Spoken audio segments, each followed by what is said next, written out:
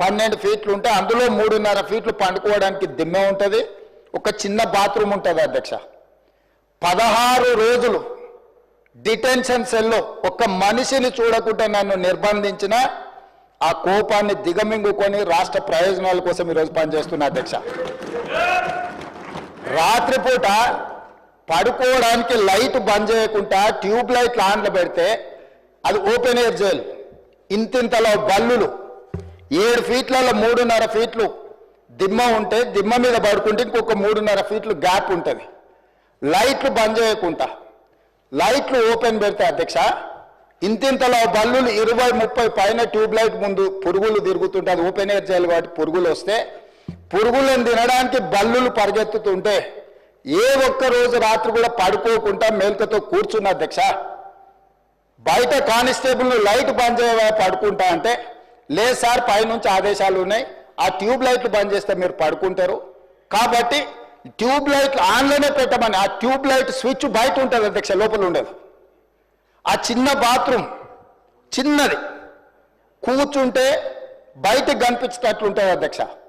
ఒకసారి నేను ఎమ్మెల్యేల హోమ్ కూడా నా దగ్గర ఉంది కదా, ఎమ్మెల్యేలను నేను తీసుకెళ్తా, మంత్రులను తీసుకెళ్తా. ఏ జైల్లో ఐఎస్ఐ తీవ్రవాదులను కరడుగట్టిన నక్సలైట్లను బంధిస్తారో పార్లమెంట్ సభ్యుని నన్ను 16 రోజులు అందులో బంధిస్తే 16 రోజులు రాత్రిపూట ఏ ఒక్క రోజు పట్టుకోలేదు అధ్యక్ష. పొద్దున పూట బయటకు వదిలినప్పుడు 6 గంటలకు వచ్చి ఖైదీలను బయటకు వదులుతారు కదా అధ్యక్ష. బయట ఒక చెట్టు ఉంటే 16 రోజులు పొద్దున పూట చెట్టు కింద పండుకున్న అధ్యక్ష. అయినా నేను కోపం ప్రదర్శించలే. ఇవన్నీ కూడా దేవుడు అనేటోడు ఉంటాడు, చూస్తాడు, అంతకు 4 ఇంతలు అనుభవిస్తారని నేను అనుకున్నా. సరిగ్గా నేను ప్రమాణ స్వీకారం చేసే రోజే నా మీద కక్ష సాధించిన వాళ్ళని దేవుడే చూపించి దవాఖానలో షరీక్ చేపించింది అధ్యక్ష. నేను ఎవరిని ఏం అనాల్సిన పని లేదు. మొదటిసారి నన్ను జైల్లో ఎన్ని రోజులు పెట్టినరో వాళ్ళకి తెలుసు. నా బిడ్డ లగ్గం ఉంటే కూడా లగ్గానికి ఇంటరిం బెయిల్ 2 గంటలు పోయి లగ్గం చూడడానికి కూడా అభ్యంతరం పెట్టి ఢిల్లీ నుంచి న్యాయవాదులను తీసుకొచ్చి ఇక్కడ వాదించి ఆయన బిడ్డ లగ్గపత్రిక రాసుకోవడానికి కూడా వెళ్ళడానికి వీల్లేదు అని చెప్పి కోర్టులో వాదించిన వాదనలు అక్కడ ఉన్నాయి అధ్యక్ష. కోర్టు నాకు కండిషనల్ బెయిల్ ఇచ్చింది అధ్యక్ష. చెర్లపల్లి జైలు నుంచి ఎన్కన్వెన్షన్ ఫంక్షన్ హాల్కి పోయి నా బిడ్డ లగ్గపత్రిక రాసుకొని అక్కడి నుంచి సీదా మళ్ళీ చెర్లపల్లి జైలుకి పోయిన అధ్యక్ష. రాజకీయ కక్ష సాధింపు మీద నాదా? నా బిడ్డ లగ్గానికే పోకుంటే నన్ను అడ్డుకున్నా ఎవరికైనా అధ్యక్ష, మన పిల్లల కంటే మనకేముంటుంది అధ్యక్ష ఈ భూమి మీద? నా బిడ్డ లగ్గానికి లగ్గపత్రిక రాసుకోవడానికి కూడా అడ్డుకుంటే కూడా నేను మిమ్మల్ని ఏమనలే. నేను పార్లమెంట్ సభ్యుడిగా ఉంటే, పార్టీ వర్కింగ్ ప్రెసిడెంట్గా ఉంటే ఎవరో జర్నలిస్టు డ్రోన్ ఎగరేసి వాళ్ళ విలాసవంతమైన బంగ్లాల వివరాలు తీసుకొచ్చి నాకు అందిస్తే వాటిని పత్రికలకు విడుదల చేసిన పాపానికి నన్ను అక్రమ కేసులు పెట్టి అదే చెర్లపల్లి జైల్లో డిటెన్షన్ సెల్లో పెట్టారు అధ్యక్ష. 16 రోజులు నిద్రలేని రాత్రులు గడిపిన పార్లమెంట్ సభ్యుడిగా, పార్టీ వర్కింగ్ ప్రెసిడెంట్గా అయినా నేను కక్ష చూపించలేదు అధ్యక్ష. నిజంగానే నేను కక్ష చూపించదలుచుకుంటే మీ కుటుంబంలో ఒక్కరు కూడా బయట ఉండరు అధ్యక్ష. అందరు చెర్లపల్లినే. నేను ఎలా ఎన్నికల ముందు చెప్పినట్టు మీకు డబుల్ బెడ్రూమ్ ఇల్లు మీరు పేదలకు కట్టియలే, మీ గ్యారంటీ కట్టిస్తే మీ కుటుంబానికి డబుల్ బెడ్రూమ్ ఇల్లు అని చెప్పుంటే అధ్యక్ష. ఎన్నికల హామీలు అమలు చేయలేదంటుంది కదా అధ్యక్ష. ఎన్నికలప్పుడు ఈ హామీ కూడా ఇచ్చిన. ఆ కుటుంబానికి చెర్లపల్లి జైల్లో డబుల్ బెడ్రూమ్ కట్టిస్తా, కొడుకు కోడలు అల్లుడు బిడ్డ ఉంటే వేరే వేరే ఎందుకుంటారు, అందరినీ కలిసి ఒకటే దగ్గర ఉండేటట్టు కట్టిస్తాను. కానీ ఆ హామీ కూడా నేను అమలు చేయలే. ఎందుకంటే నేను విఘ్నత ప్రదర్శించాలనుకున్నా. ఈ అధికారం ప్రజలు ఇచ్చింది ప్రజల సంక్షేమం కోసం, తెలంగాణ రాష్ట్ర అభివృద్ధి కోసం, పారదర్శకమైన పరిపాలన అందించడం కోసం నాకు అధికారం ఇచ్చిండ్రు. ప్రజలు ఇంత పెద్ద అధికారాన్ని, ఇంత పెద్ద బాధ్యతను ఈ వయసులో నాకు అప్పచెప్పింది నా కోపం కోసమో లేకపోతే నన్ను నా పట్ల వాళ్ళు వ్యవహరించిన విధంగానే వాళ్ళ పట్ల నేను వ్యవహరించడానికి ప్రజలు నాకు అధికారం ఇవ్వలేదని విచక్షణను ఉపయోగించి ఈరోజు కూడా వాళ్ళ మీద ఇంతవరకు అక్రమ కేసులు పెట్టలేదు అధ్యక్ష. కానీ సొంత పార్టీ ఆఫీసులో కూలీ మనుషులను తెప్పించి రికార్డ్ చేయించి పచ్చి బూతులు మీరు తిట్టిస్తే కూడా చంపలు వలగొట్టేంత శక్తి ఉన్న సంవయనంతో ఊరుకున్న అధ్యక్ష. ఎవరైనా బజార్లో ఏదైనా మాట్లాడితే మాట్లాడిన దాన్ని కూడా సెన్సర్ చేస్తాం. బూతులు మాట్లాడినప్పుడు ఒక బీప్ పెడతాం అధ్యక్ష, టెలికాస్ట్ చేయొద్దని. కూలీ పైసలు ఇచ్చి కిరాయి మనుషులను పెట్టించి మీరు పచ్చి బూతులు మాట్లాడిచ్చినా నేను ఏమాత్రం కూడా కక్ష సాధింపు చర్యలకు పాల్పడలేదు అధ్యక్ష. కాబట్టి ఈరోజు మేమేదో కక్షా చర్యలకు పాల్పడుతున్నట్టు, మేము కక్షా చర్యలకే పాల్పడితే ముఖ్యమంత్రికి ఉన్న విశేషమైన అధికారాలతో మీరు ఒక్కరైనా బయట ఉండేటోళ్ళ? ఈరోజు తెలంగాణ సమాజం అన్నిటిని గమనిస్తుంది. ఎక్కడికి వెళ్ళానని అడుగుతున్నా, ఇంకెన్ని రోజులు బయట వదిలేస్తావని తీసి లోపలే. అసలు నువ్వు లోపలేస్తావనే కదా నీకు ముఖ్యమంత్రి పదవి చేసింది, నువ్వెందుకు ఇట్లా సమయం పాటిస్తున్నావు లోపలేయమంటే కూడా నేను ఏ రోజు కూడా అటువైపు పోయలేదు అధ్యక్ష. అదేవిధంగా ధనిక రాష్ట్రం, మేము హామీలను అమలు చేసినాం. ఇక మేము సత్యహరిచంద్రుడు కూడా మమ్మల్ని చూసే నేర్చుకోవాలి, ఆయన కూడా మళ్ళీ ఆదర్శంగా తీసుకోవాలి. ఇట్లాంటి మాటలు మాట్లాడుతుంటే పర్వాలేదు, వాళ్ళ గొప్పతనాలు వాళ్ళు చెప్పుకుంటే, నా ఇప్పు నువ్వు గోకు, నీ ఇప్పు నేను గోకుతా అనే పాలసీలో వాళ్ళ గురించి వాళ్ళు గొప్పలు చెప్పుకుంటా అంటే నాకు అభ్యంతరం లేదు. కానీ ఒకటి రెండు విషయాలు, తెలంగాణ సమాజం వ్యవసాయ కూలీలు, వ్యవసాయ రైతులు, వ్యవసాయం మీదనే ఆధారపడ్డ ప్రజలు తెలంగాణలో దాదాపుగా 70% ఉన్నారు. 2014 ఎన్నికలలో ఘనత వహించిన చంద్రశేఖరరావు గారు రైతులకు ఇచ్చిన హామీ ₹1,00,000 రుణమాఫీ చేస్తా అని అధ్యక్ష. ఎన్నికలయ్యి అధికారంలోకి వచ్చిన తర్వాత ఏకదాటిగా ₹1,00,000 మేము రుణమాఫీ చెయ్యము, 4 విడతలుగా చేస్తామన్నారు అధ్యక్ష. ప్రతి సంవత్సరం మేము 25,000 4 విడతలే చేస్తామన్నారు. వీళ్ళు మొదటి 5 సంవత్సరాలు 2014 నుంచి 2018 వరకు ఎన్నికల వరకు వీళ్ళు చేసిన రుణమాఫీ ₹16,143 కోట్ల అధ్యక్ష. ఇందులో 4 విడతలుగా వీళ్ళు రుణమాఫీ చేసినందుకు, 4 సంవత్సరాలు వాయిదాల మీద చేసినందుకు దాదాపుగా మిత్తి కింద ₹2,630 కోట్ల పోయింది అధ్యక్ష. నికరంగా మిగిలింది వీళ్ళు చేసింది మొదటి 5 సంవత్సరాలలో ₹13,514 కోట్ల అధ్యక్ష. మొదటి విడత 5 సంవత్సరాలు కలిపి వారు చేసిన రుణమాఫీ. రెండవ విడత మళ్ళీ చెప్పింది అధ్యక్ష, మొదటిసారి చేయలేకపోయినాం, రెండవసారి గ్యారెంటీగా చేస్తాం, ఈసారి మమ్మల్ని నమ్మండి అన్నారు. సరే, ప్రజలు తెలంగాణ వాళ్ళు మంచోళ్ళు, మొదటిసారి పాపం కొత్తగా వచ్చిన రాష్ట్రం ఇప్పుడిప్పుడే సంసారం మొదలు పెట్టారు, రెండోసారి అయినా ఇచ్చిన మాట నిలబెట్టుకుంటారు కదా, మొదటిసారి చేసిన తప్పు చేయరని ప్రజలు రెండోసారి కూడా వాళ్ళని కనుకరించారు, వాళ్ళకి అధికారం ఇచ్చింది అధ్యక్ష. రెండోసారి ఏం చేసింది అధ్యక్ష, మొదటిసారి అయినా 4 సంవత్సరాలు ప్రతి సంవత్సరం కొంత 4 సంవత్సరాలు ఇచ్చింది అధ్యక్ష. రెండవసారి 4 సంవత్సరాలు ₹1 ఇవ్వాలి అధ్యక్ష. ఆఖరి సంవత్సరంలో వాళ్ళు చేసిన రుణమాఫీ ఎంత అంటే 21,35,557 మంది రైతులు అధ్యక్ష. రైతుల నెంబర్ మళ్ళొకసారి వినండి అధ్యక్ష, 21,35,557 మంది రైతు కుటుంబాలకు ₹11,909 కోట్ల రుణమాఫీ చేసిండ్రు అధ్యక్ష. ఎప్పుడు? 4వ సంవత్సరంలో. ఈ ₹11,909 కోట్ల రుణమాఫీలో మిత్తి కింద ₹8,515 కోట్ల పోయింది అధ్యక్ష. కొండ నాలుకకు మందేస్తే ఉన్న నాలుక ఊడిపోయిందని వీళ్ళు ₹11,909 కోట్ల రెండో విడత 4 సంవత్సరాల తర్వాత రుణమాఫీ చేస్తే 4 ఏళ్ళు వీళ్ళు 0 రుణమాఫీ చేసినందుకు మిత్తి కింద ₹8,515 కోట్ల పోయింది అధ్యక్ష. రెండు కలిపి 10 సంవత్సరాల వాళ్ళ పరిపాలనలో 2 సార్లు అధికారాన్ని ప్రజలు వాళ్ళకు అప్పచెప్తే రెండోసారి 3,394 కోట్లు, మొదటిసారి చేసిన రుణమాఫీ 2 కలిపితే 10 సంవత్సరాలలో 16,908 కోట్ల వాళ్ళు రుణమాఫీ చేసిండ్రు అధ్యక్ష. 10 సంవత్సరాలు, మొదటిసారి 1,00,000, రెండోసారి 1,00,000, మొదటిసారి విడతల వారిగా, రెండోసారి 4వ సంవత్సరంలో చేసిన రుణమాఫీ 16,908 కోట్ల అధ్యక్ష వాళ్ళు చేసింది. ఇక నన్ను అడుగుతున్నారు, నువ్వు ఎన్నికలలో హామీ ఇచ్చినావు కదా, నువ్వు చేసినావా చేయలేదని. నేను అది కూడా చెప్తా అధ్యక్ష.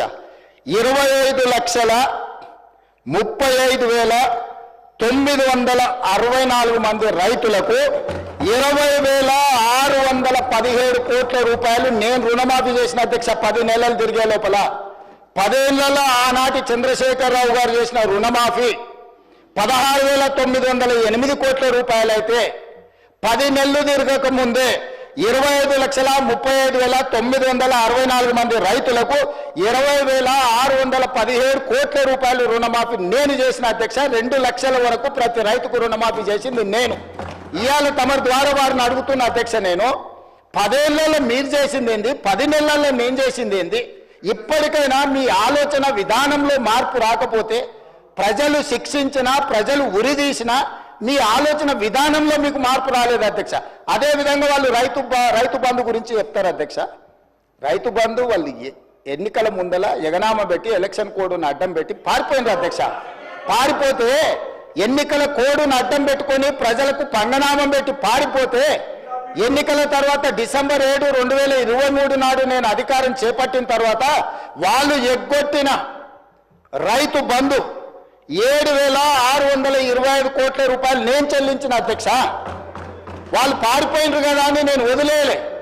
రైతుల పట్ల నాకున్న చిత్తశుద్ధి, వాళ్ళు ఇస్తామని ఎగనామం పెట్టిన రైతు బంధు పథకాన్ని కూడా నేను ముఖ్యమంత్రిగా బాధ్యత చేపట్టిన తర్వాత మా మిత్రుడు బట్టి విక్రమార్క గారు ఆర్థిక మంత్రిగా, అయ్యో రైతులు మనోళ్ళు, దిగిపోయినోడు ఎట్లాగో దిగిపోయినోడి మీద మన నెపం నెట్టేసి రైతులకు అన్యాయం చేయొద్దు, ఈ రైతులను ఆదుకోవాలని 7,625 కోట్ల రూపాయలు మొదటి విడత రైతు బంధు పథకాన్ని నేను చెల్లించిన వాళ్ళు పంగనామాలు పెట్టిన రైతు బంధు అధ్యక్ష. రెండవసారి 4,666 కోట్ల 59 లక్షలు ఇప్పుడు నేను రుణమాఫీ, వీళ్ళు సంవత్సరానికి 10,000 అంటే దాన్ని పెంచి సంవత్సరానికి 12,000గా మార్చి వాళ్ళకి ఈరోజు 4,666 కోట్ల 59 లక్షల రూపాయలు ఈరోజు రైతులకు రైతు భరోసా పథకం కింద నేను చెల్లించిన అధ్యక్ష. టోటల్గా ఇప్పటి వరకు రైతు భరోసా పథకం కింద 12,291 కోట్ల 73 లక్షలు ఈరోజు నేను రైతులకు రైతు భరోసా పథకం కింద నేను ప్రభుత్వాన్ని ఏర్పాటు చేసిన తర్వాత నేను చెల్లించిన అధ్యక్ష. అదే రకంగా ఆనాడు వరేస్తే ఊరేసుకున్నట్టని వాళ్ళు మాత్రం వరి పండించుకొని ఫామ్ హౌస్లో 150 ఎకరాల కావేరీ సీడ్కు 4,500 రూపాయల క్వింటాల్ అమ్ముకున్నారు అధ్యక్ష. రికార్డు ఉంది. 4,500 అధ్యక్ష. వాళ్ళు పండించిన వడ్ల ఫామ్ హౌస్లో బంగారం పండుతుంది అధ్యక్ష. 4,500 రూపాయలకు క్వింటాలేమో దొరగారి ఒట్లు కొనుక్కుంటారు. పేద రైతు అందించిన రైతులకు మీరు ఒరేసుకుంటే ఊరేసుకున్నట్టే అని చెప్పి వాళ్ళు రైతులను ఉరిదీస్తాం ఒరేసుకుంటా అని చెప్తే, నేను వచ్చిన తర్వాత మా ఉత్తమ్ కుమార్ రెడ్డి గారు నేను కలిసి ఆలోచన చేసి, మీరు వరి పండించండి, చివరి గింజ వరకు కొనుక్కుంటాము, మీరు సన్న ఒట్లు పండిస్తే 500 రూపాయల బోనస్ కూడా ఇస్తాము, కనీసం మద్దతు ధరతో పాటు 500 రూపాయల బోనస్ ఇస్తామని సన్న ఒట్లు పండించిన రైతులకు 1,162 కోట్ల రూపాయలు బోనస్ కింద 500 రూపాయలు ఇచ్చిన చరిత్ర నాది అధ్యక్ష. సంవత్సరం తిరిగే లోపల రైతులకు మేము అందించింది ఇది ఉచిత కరెంటు. ఏం సంబంధం అధ్యక్ష వాళ్ళకు ఉచిత కరెంటు? ఉచిత కరెంటును కనిపెట్టిందే కాంగ్రెస్ పార్టీ. ఈ దేశంలో కరెంటును కనిపెట్టిందే కాంగ్రెస్ పార్టీ. ఈ రాష్ట్రంలో కరెంట్ ఇచ్చిందే కాంగ్రెస్ పార్టీ. ఈ రాష్ట్రంలో రైతాంగానికి ఉచిత కరెంట్ ఇవ్వాలని అన్నదే కాంగ్రెస్ పార్టీ. కనిపెట్టిందే కాంగ్రెస్ పార్టీ. ఉచిత కరెంట్ అనే పేటెంట్ కాంగ్రెస్ పార్టీది. కరెక్ట్. మా రాజ్ ఠాకూర్ చెప్పినట్టు కాంగ్రెస్ అంటేనే కరెంట్, కరెంట్ అంటేనే కాంగ్రెస్. అట్లాంటి కాంగ్రెస్ పార్టీ కరెంటు మీద, ఉచిత కరెంటు మీద 29,14,692 మంది రైతులకు 15,333 కోట్ల రూపాయలు రైతులకు ఉచిత కరెంటు కోసం మా ప్రభుత్వం నిధులు వెచ్చించింది అధ్యక్ష. అదేవిధంగా రైతు బీమా, మీరు అంటున్నారు రైతు బీమా ఈ పథకాన్ని కొనసాగించినాం. 1,555 కోట్ల రూపాయలు 26,620 మంది రైతు కుటుంబాలకు ప్రీమియం చెల్లించి రైతు బీమా పథకాన్ని అమలు చేసినాం అధ్యక్ష. ఇవాళ నేను తమరిని అడుగుతున్నా అధ్యక్ష, మీరు ఎగ్గొట్టిన రైతు బంధు మేమే చెల్లిస్తుమి, మీరు ఎగ్గొట్టిన రైతు రుణమాఫీ మేమే చేస్తుమి, మీరు ఒరేసుకుంటే ఊరేసుకున్నారని మీరు చెబితే కూడా మేము ఆ వరిని ఇవ్వడమే కాకుండా 500 రూపాయల బోనస్ ఇచ్చి కొనుగోలు చేస్తుమి. ఉచిత కరెంటును కొనసాగించి 24 గంటలు ఇచ్చి 1,000 కోట్ల రూపాయలు మేమే చెల్లిస్తుమి. ఇవాళ రైతు బీమా పథకాన్ని మేమే చేస్తాం. ఎన్నికల హామీలను ఎక్కడ అమలు చేయలేదు అధ్యక్ష? మీరు 10 ఏళ్ళు చేయలేని పనులు 10 నెలల్లో మేము చేసినప్పుడు కళ్ళల్లో నిప్పులు పోసుకునే బదులు కడుపులో కత్తులు పెట్టుకొని కౌగులించుకునే బదులు అరే పిల్లగాడు అయినా యువకుడు అయినా బాగా చేసినవా, మంచిగా ఉంది, ఇంకా కష్టపడు, ఇంకా కొంచెం బాగా చేయని ప్రోత్సహించినట్టు మాట్లాడవచ్చు కదా ప్రతిపక్ష నాయకుడు వచ్చి. వారి వయసుకి వారి అనుభవానికి మేము గౌరవం ఇస్తామని కదా అధ్యక్ష. వారు ఒక్క రోజైనా ఒక్క మాట అయినా ఈ ప్రభుత్వం నన్ను అభినందించడం వారికి ఇష్టం లేకపోవచ్చు, ఎందుకంటే వారి కుర్చీని నేను గుంజుకున్నా కాబట్టి వారికి నా మీద కోపం ఉండొచ్చు, తప్పలేదు. కానీ ప్రభుత్వాన్ని నేను అభినందించాలి కదా అధ్యక్ష. ఇది పక్కన పెడితే వడగండ్ల వానలు గతంలో ఎన్నడూ అకాల వర్షాల వల్ల వడగండ్ల వల్ల పంట నష్టం జరిగితే ఏ రోజు ఇయ్యలే. ఈ రోజు వడగండ్ల వానతోనే అకాల వర్షాలతో పంట నష్టం జరిగితే ప్రాంతాలు పర్యటించి ఎకరాకు 10,000 రూపాయల లాగా పంట నష్టపరిహారం మేము అందించినాం అధ్యక్ష. అట్లా కూడా రైతులను మేము ఆదుకున్నాం. అదేవిధంగా ఇప్పుడు వారు చెప్తున్నారు ధనిక రాష్ట్రం, మీరు దివాలా తీసిన రాష్ట్రం ఎట్లా అంటారని. నేను కొన్ని లెక్కలు చెప్తా అధ్యక్ష. ఈ లెక్కలన్నిటిని విన్న తర్వాత ఈరోజు మనము ఊపర్ శర్వాణి అందరు పరేషాని అనేది ఉందా లేదా అనేది ఈరోజు రాష్ట్ర ప్రజలు ఆలోచన చేస్తారు అధ్యక్ష. 16 మంది ముఖ్యమంత్రులు దాదాపుగా 1956 నుంచి 2014 వరకు 58 దాదాపుగా 60 సంవత్సరాలు లెక్కేసుకొని 16 సార్లు ముఖ్యమంత్రులు చేసిన అప్పు ఎఫ్ఆర్బిఎం రాష్ట్రాలకు 4 రకాల అప్పులు చేయడానికి ఉంటుంది అధ్యక్ష. ప్రత్యక్షంగా రాష్ట్ర ప్రభుత్వం అప్పు చేయడానికి ఎఫ్ఆర్బిఎం అంటారు అధ్యక్ష. అదొక అప్పు. గవర్నమెంట్ గ్యారెంటీ ఇచ్చి స్పెషల్ పర్పస్ వెహికల్స్ కింద వాళ్ళు పెట్టుకున్న కార్పొరేషన్స్ మీద మనం గవర్నమెంట్ గ్యారెంటీ ఇస్తుంది కార్పొరేషన్ పేరు మీద, కానీ చెల్లించేది కూడా మనమే. 3వ రకం అధ్యక్ష, గవర్నమెంట్ గ్యారెంటీ ఇస్తుంది, కార్పొరేషన్సే తెచ్చుకున్న గ్యారెంటీ ఇచ్చినా ఆ కార్పొరేషన్సే తిరిగి చెల్లించుకుంటాయి. 4వది గవర్నమెంట్ గ్యారెంటీ ఉండదు, వాళ్ళు సొంతంగా చేసుకుంటారు అధ్యక్ష. ఈ 4 రకాల రాష్ట్ర ప్రభుత్వానికి అప్పులు చేసే వెసులుబాటు ఉంటే ఎఫ్ఆర్బిఎం పరిధిలో జూన్ 2, 2014 తెలంగాణ రాష్ట్రం ఏర్పడ్డ రోజు వారికి అప్పచెప్పినప్పుడు తెలంగాణ రాష్ట్రం యొక్క అప్పు 72,658 కోట్ల అధ్యక్ష. ఎఫ్ఆర్బిఎం అప్పు నికరంగా రాష్ట్ర ప్రభుత్వం చేసిన అప్పు. అదేవిధంగా government guaranteed loans raised by SPV but are serviced by government, అంటే ఎస్పీవి మీద లోన్ ఉన్నా గవర్నమెంటే కడుతుంది, 11,609 కోట్ల అధ్యక్ష. అదేవిధంగా government guarantee loans which are raised by SPV and served by them, అంటే గవర్నమెంట్ గ్యారంటీ ఇస్తుంది కార్పొరేషన్లకు, తిరిగి కార్పొరేషనే కట్టుకుంటుంది. ఆ పేరు మీద 5,893 కోట్లు. అదేవిధంగా గవర్నమెంట్ గ్యారంటీ లేకుండా వాళ్ళే తెచ్చుకునేవి ఆ రోజు 0, 1 రూపాయి కూడా అప్పు లేదు.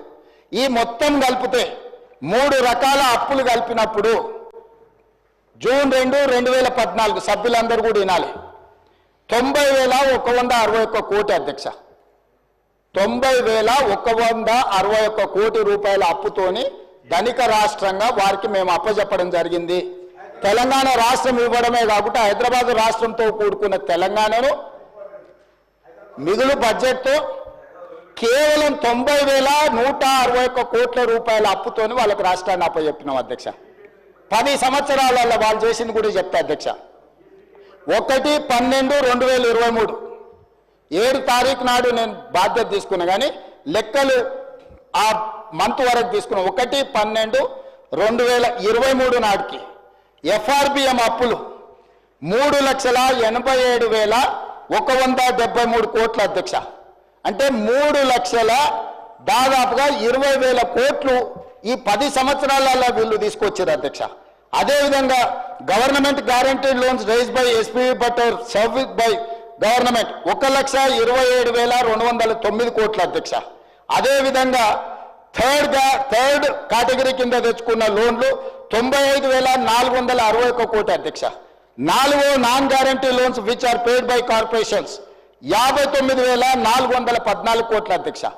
ఈ 4 కేటగిరీల కింద 1/12/2023 నాడు మాకు అధికారాన్ని అప్పచెప్పేటప్పుడు బట్టి విక్రమార్క గారికి వారు అప్పచెప్పిన అప్పు 6,69,257 కోట్ల రూపాయలు అధ్యక్ష. ఇది కాకుండా 6,69,257 కోట్లు ఇది నికరంగా అప్పులు. ఇది కాకుండా వీళ్ళు ఇచ్చిపోయింది ఏంది అధ్యక్ష? పేమెంట్లు పెండింగ్ అధ్యక్ష. వీళ్ళు మేము అభివృద్ధి చేసినామని ఏదైతే చెప్తుండ్రో వీళ్ళు చేసిన అభివృద్ధి ఏంటనంటే మాకు అప్పులను ఇచ్చిపోయినారు అధ్యక్ష. 40,000 కోట్ల రూపాయలు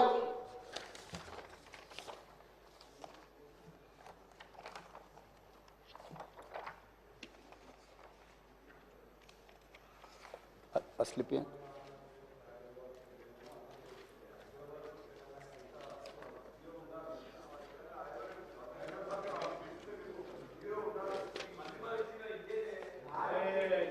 స్పీకర్ సార్ 6,69,257 కోట్లు నికరంగా వీళ్ళు చేసిన 4 రకాల అప్పులు, అదేవిధంగా పెండింగ్ బిల్స్.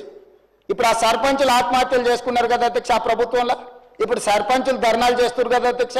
ఇట్లాంటి సర్పంచులే కాకుండా ప్రభుత్వ ఉద్యోగులకు ఇవ్వాల్సిన జీతభత్యాలు, పెన్షన్లు, ఇట్లాంటివి వాళ్ళ రిటైర్మెంట్ బెనిఫిట్స్ 40,154 కోట్ల అధ్యక్ష. ఇవే కాకుండా అదర్ పెండింగ్ బిల్స్ అన్డిక్లేర్డ్, అంటే ఈరోజు ఉచిత కరెంటు కింద విద్యుత్ శాఖకు, అదేవిధంగా సింగరేణి నుంచి బొగ్గు కొనుక్కొని other pending bills, discom energy dues, Singareni power dues, SC and ST subplan backlog payments 1,09,740 కోట్ల అధ్యక్ష. 1/12/2023 నాటికి కల్వకుంట్ల చంద్రశేఖరరావు గారు రాష్ట్ర ప్రభుత్వాన్ని మాకు అప్పచెప్పినప్పుడు 8,19,151 కోటి అధ్యక్ష.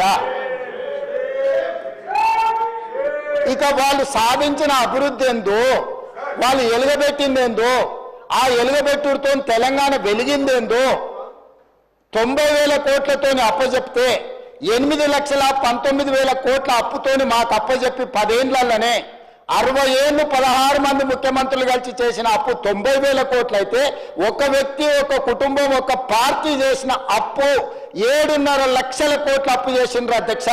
7.5 లక్షల కోట్ల అప్పు చేసి మాకు అప్పచెప్పి దివాలా తీసిన రాష్ట్రాన్ని మాకు అప్పచెప్తే ఈ రోజు ఆయన నానా తిప్పలు పడి ఏదో దాన్ని సరిదిద్దడానికి ప్రయత్నం చేస్తుంటే దాన్ని కాదు కూడా అంటారు అధ్యక్ష. ఇంకొక లెక్క కూడా చెప్తా అధ్యక్ష.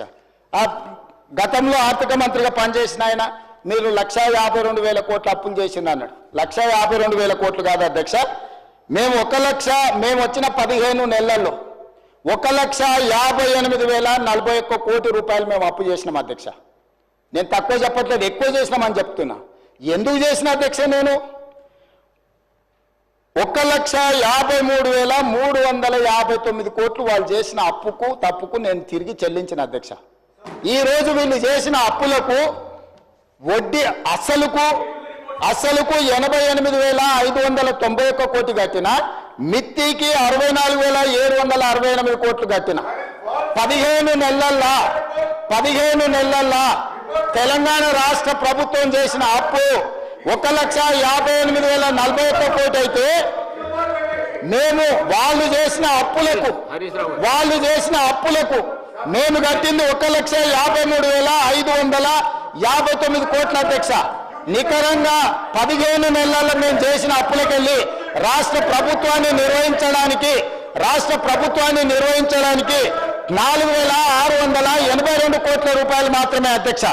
ఈ రోజు మీరు మొత్తం రాష్ట్రాన్ని కార్పొరేషన్ వైజ్ నేను చెప్పదలుచుకున్న అధ్యక్ష, ఏ కార్పొరేషన్ మీద ఎంత అప్పు తెచ్చిండ్రో మేము ఎంత కట్టినామో కూడా చెప్తే మీరు నోట్ చేసుకోవాలి అధ్యక్ష. తర్వాత ఈ కాపీ పంపిస్తా మాజీ ఆర్థిక మంత్రికి. అధ్యక్ష, కాళేశ్వరం ఇరిగేషన్ ప్రాజెక్టు కింద 74,590 కోట్లు వాళ్ళు తెచ్చిండ్రు అధ్యక్ష. ఆనాడు 1/12/2023 నాటికి కాళేశ్వరం ఇరిగేషన్ ప్రాజెక్టు మీద వాళ్ళు 74,590 కోట్లతో మాకు అప్పచెప్తే ఈ రోజు ఆ అప్పు 68,947 కోట్లకు తగ్గింది అధ్యక్ష. నేను వాళ్ళు తెచ్చిన అప్పులోకి వెళ్ళి 5,643 కోట్ల రూపాయలు కాళేశ్వరం కూలిపోయిన కాళేశ్వరానికి కూడా ఈ రోజు 5,643 కోట్ల రూపాయలు నేను కట్టిన అధ్యక్ష.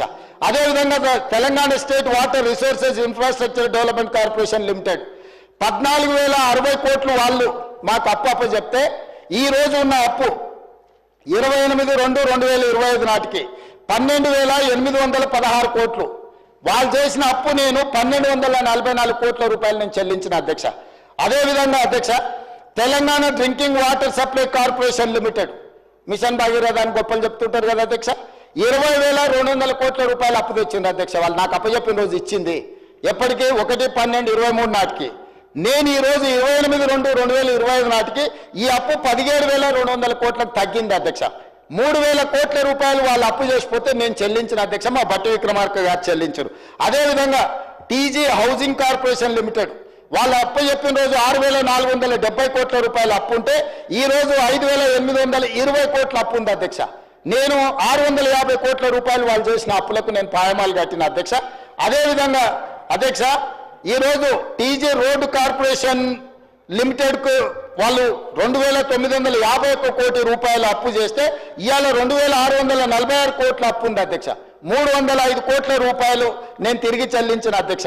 అదేవిధంగా Hyderabad metropolitan water supply and sewerage బోర్డుకు 2,352 కోట్ల రూపాయలు వాళ్ళు నాకు అప్పుతో అప్పచెప్పిస్తే ఈ రోజు 1,830 కోట్ల రూపాయలు మాత్రమే అప్పు ఉంది అధ్యక్ష.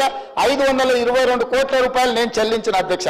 అదేవిధంగా అధ్యక్ష ఈరోజు హైదరాబాద్ మెట్రో రైల్ లిమిటెడ్ 286 కోట్లతో నాకు అప్పచెప్తే ఈ రోజు 263 కోట్ల రూపాయలు ఉంది. 23 కోట్ల రూపాయలు నేను కట్టిన అధ్యక్ష.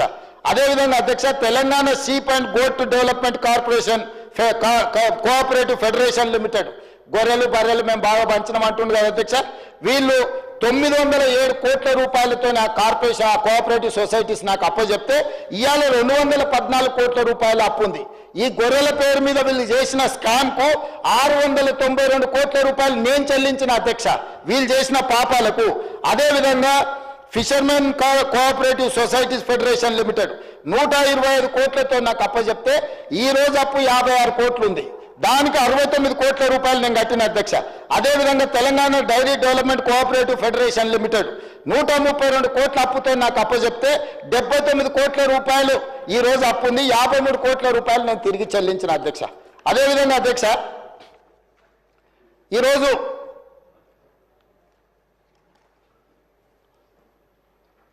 టీజీ పోలీస్ హౌసింగ్ కార్పొరేషన్ అధ్యక్ష 168 కోట్ల రూపాయలతో నాకు అప్పు అప్పచెప్తే ఈ రోజు ఉన్న అప్పు 37 కోట్లు అంటే 132 కోట్ల రూపాయలు నేను చెల్లించిన అధ్యక్ష. టోటల్ గా 1,27,209 కోట్ల రూపాయలతో ఈ 18 కార్పొరేషన్లు నాకు అప్పచెప్తే ఈ రోజు ఉన్న అప్పు ఈ కార్పొరేషన్ల పేరు మీద 1,17,109 కోట్ల రూపాయలు అధ్యక్ష. ఈ 15 నెలల వీళ్ళు చేసిన అప్పులకు 10,100 కోట్ల రూపాయలు ఈ 18 కార్పొరేషన్లలో కట్టిన అధ్యక్ష. ఇంకా అయిపోలేదు అధ్యక్ష, ఇంకా ఉన్నది. అదేవిధంగా ఏవైతే ఎస్పీఎల్ కార్పొరేషన్ చేసే దాంట్లో 28/2/2025 నాటికి ఈరోజు Telangana state civil supplies corporation అధ్యక్ష పౌర సరఫరాల శాఖ 56,146 కోట్ల రూపాయలతో నాకు అప్పచెప్తే ఈరోజు మేము ఇన్ని చేస్తే కూడా 57,824 కోట్ల రూపాయలు ఉంది అధ్యక్ష. మేము ఆన్ టైంలో మేము చెల్లించినాం. అదనంగా మేము చేసిన అప్పు 1,728 కోట్ల రూపాయలు అధ్యక్ష. అదేవిధంగా అధ్యక్ష టీజీ రోడ్ ట్రాన్స్పోర్ట్ కార్పొరేషన్ 1,270 కోట్ల రూపాయలతో నాకు అప్పచెప్తే ఈ రోజు 735 కోట్ల రూపాయల అప్పు ఉంది అధ్యక్ష. అంటే 535 కోట్ల రూపాయలు నేను తిరిగి చెల్లించిన అధ్యక్ష. అదేవిధంగా జిహెచ్ఎంసి 1,332 కోట్ల రూపాయలతో నాకు అప్పచెప్తే ఈ రోజు 1,086 కోట్ల రూపాయల అప్పే ఉంది అధ్యక్ష. అంటే 246 కోట్ల రూపాయలు జిహెచ్ఎంసీలో వాళ్ళు చేసిన అప్పులకు నేను చెల్లించిన అధ్యక్ష. అదేవిధంగా డైరీ ఇన్ఫ్రాస్ట్రక్చర్ డెవలప్మెంట్ ఫండ్ 103 కోట్లతో నాకు అప్పచెప్తే ఈరోజు 129 కోట్లు అయింది అధ్యక్ష. 26 కోట్లు మేము ఇక్కడ పెరిగింది అధ్యక్ష. Telangana northern power distribution corporation limited అంటే విద్యుత్ సరఫరా చేసే నార్థన్ కార్పొరేషన్ అధ్యక్ష. నార్థన్ కార్పొరేషన్లో వాళ్ళు ఆ రోజు అప్పచెప్పింది 12,544 కోట్లతో వస్తే ఈ రోజు 17,209 కోట్ల రూపాయలు మేము పెరిగింది అధ్యక్ష. 4,000 మేము అదనంగా అప్పు చేసినాం అధ్యక్ష. టోటల్గా ఈరోజు మేము చేసిన అప్పులు అని మాట్లాడే దాంట్లో వీళ్ళు అన్ని 95,461 కోట్ల రూపాయలతో మాకు అప్పచెప్తే 1,24,419 కోట్ల రూపాయలు అధ్యక్ష. మేము టోటల్గా ఈ అన్నిటినీ దాదాపు ఈ 14 కార్పొరేషన్ల మీద మేము అదనంగా చేసిన అప్పు 28,957 కోట్ల రూపాయలు అధ్యక్ష. అదేవిధంగా అధ్యక్ష ఎనర్జీలో కూడా సేమ్ దీంట్లో ఇప్పుడు ట్రాన్స్కో కానీ లేకపోతే Telangana state power generation corporation కానీ Telangana state southern power distribution కానీ సింగరేణి కాలరీస్ కానీ అదేవిధంగా జిహెచ్ఎంసీ కానీ వీటన్నిటిని లెక్కేసుకుంటూ వస్తే 59,414 కోట్ల రూపాయలతో వీళ్ళు అప్పచెప్తే ఈరోజు 59,956 కోట్ల రూపాయలు 543 కోట్ల రూపాయలు మాత్రమే 11 కార్పొరేషన్ల మీద అదనంగా ఉంది అధ్యక్ష. మరి మాజీ ఆర్థిక మంత్రి గారు 1,58,000 కోట్ల రూపాయలు మీరు అప్పులు చేసిందని అబద్ధాలు చెప్తుంటే ఏం చెప్పాలి అధ్యక్ష? 1,58,000 కోట్ల రూపాయలు మేము చేసిన అప్పు, మీరు చేసిన అప్పులకు 1,53,000 కోట్ల రూపాయలు చెల్లించాల్సి వచ్చింది. రాబోయే 45 నెలలు, ఇప్పుడు 15 నెలలు అయిపోయింది, 60 నెలలకు మేము ప్రభుత్వాన్ని ఏర్పాటు చేస్తే యావరేజ్గా ప్రతి నెల 10,000 కోట్ల రూపాయలు ఎఫ్ఆర్బిఎం పరిధిలో కానీ, కార్పొరేషన్ల పరిధిలో కానీ, కార్పొరేషన్లు తిరిగి చెల్లించే పరిధిలో కానీ ఈ 4 రకాల అప్పులల్లా ప్రతి నెల 10,000 కోట్ల రూపాయలు అప్పు తెచ్చి వాళ్ళు చేసిన తప్పులకు పాయమాలు కట్టినాం అధ్యక్ష. ఈ 1,52,000 కాదు, రాబోయే 45 నెలల్లో కూడా వాళ్ళు చేసిన అప్పుల కోసం చెల్లించడానికి ప్రతి నెల 10,000 కోట్ల రూపాయలు యావరేజ్గా అప్పు చేయాలి అధ్యక్ష. 60 నెలలు అంటే 6 లక్షల కోట్ల రూపాయలు ఈ రోజు వాళ్ళు చేసిన అప్పులకు తిరిగి చెల్లించడానికి అప్పులు చేయాల్సిన పరిస్థితి వచ్చింది అధ్యక్ష. అదేవిధంగా ఉద్యోగాల గురించి మాట్లాడుతుంటాడు అధ్యక్ష. మేము ఉద్యోగాలు నియమించినాం, మా మొత్తం నోటిఫికేషన్లన్నీ మేమే ఇచ్చినామని. మీరు నోటిఫికేషన్లు ఎప్పుడెప్పుడు ఇచ్చినారో